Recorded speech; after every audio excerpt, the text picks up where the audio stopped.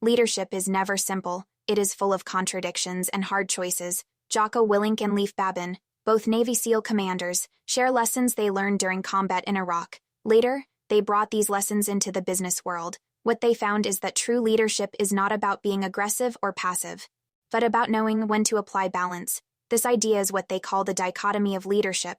At the heart of leadership lies one painful truth: you must care deeply about your team, but you also have to accept that sometimes individuals must take risks for the survival of the group.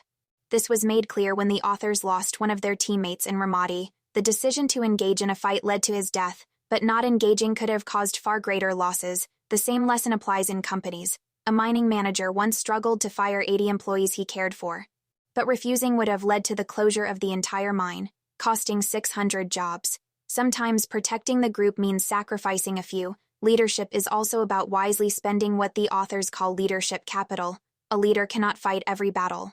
If you enforce too many small rules, people will stop listening when it matters. In combat, Willink once forced his men to learn how to reprogram radios. That training later saved lives during a friendly fire incident, but when the men created a harmless patch for their uniforms, Willink ignored it. He knew that rule was not worth the cost of enforcing. In business, this means leaders should focus energy on what truly drives results, not petty matters like banning phones in meetings. Another lesson is about showing people the why. Soldiers had stopped wearing their protective backplates because they thought speed mattered more than safety. Instead of punishing them, Willink explained why the plates could save their lives. After hearing this, they wore them again. In companies, employees resist new systems if they don't see the purpose.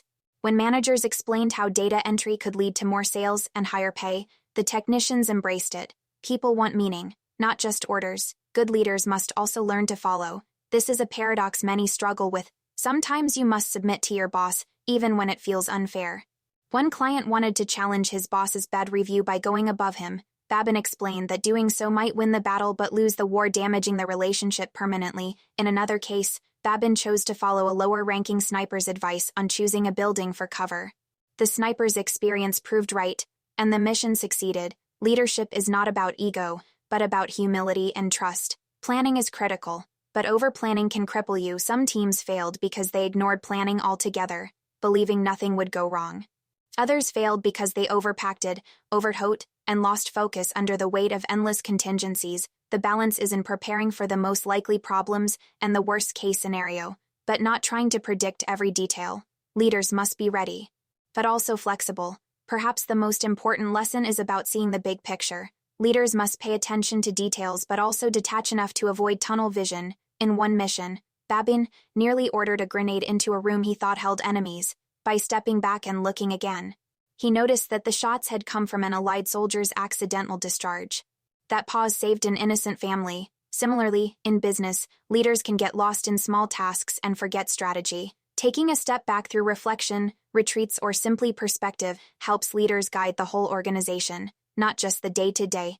All of these lessons show that leadership is about holding two opposites in tension. Care for individuals, but protect the group. Enforce discipline, but allow freedom. Plan carefully, but do not suffocate the mission.